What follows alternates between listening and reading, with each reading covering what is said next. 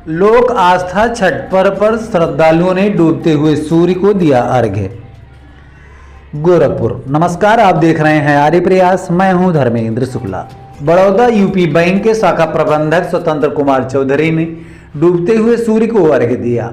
बता दें कि लोक आस्था के महापर्व छठ की शुरुआत हो चुकी है और चारों ओर छठ पर्व की धूम देखने को मिल रही है। घर घर छठी मैया के गीत बज रहे हैं और चूल्हे में ठेकुआ प्रसाद तैयार हो रहा है।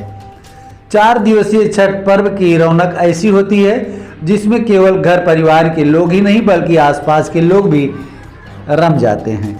बताते चले कि छठ पर्व की शुरुआत 17 नवंबर से हो चुकी है और 20 नवंबर को उगते हुए सूर्य को अर्घ्य देने के बाद छठ पूजा संपन्न हो जाएगा। उगते हुए सूर्य को तो अन्य दिनों में भी अर्घ्य दिया जाता है, लेकिन छठ एकमात्र ऐसा पर्व है जिसमें डूबते हुए सूर्य को भी अर्घ्य देने की परंपरा है। यह इस बात का संदेश देता है कि अस्त के बाद उदय जरूर होता है।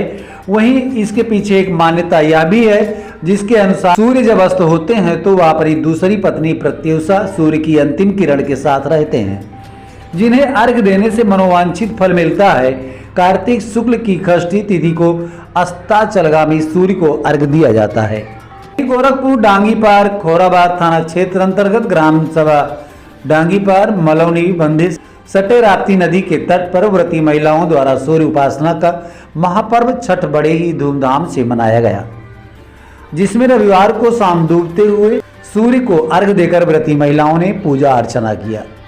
4 दिनों तक चलने वाला ये महापर्व छठ शनिवार से ही डांगीपार पक्वा बाजार में रौनक देखी गई, जहां तरह तरह के फल व छठ पर्व से संबंधित चीजें खरीदी गईं और रविवार को सुबह से तैयारी शुरू हो गई, जो दिन भर चली, जिसमें घर के लोगों ने घाट पर जाकर वेदी बनाना शुरू कर दिया और को अर्घ्य देकर घर पर कोसी भरने का कार्य संपन्न हुआ। हर साल व्रती महिलाओं की संख्या बढ़ती जा रही है।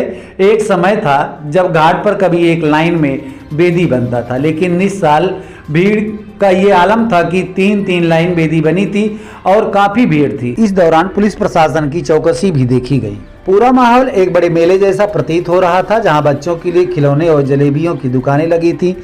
इस दौरान युवाओं ने सेल्फी का खूब आनंद लिया। सोमवार को डूबते हुए सूर्य को अर्घ्य देकर व्रत का समापन होगा। गोरखपुर से बीरू बेचन सिंह की रिपोर्ट।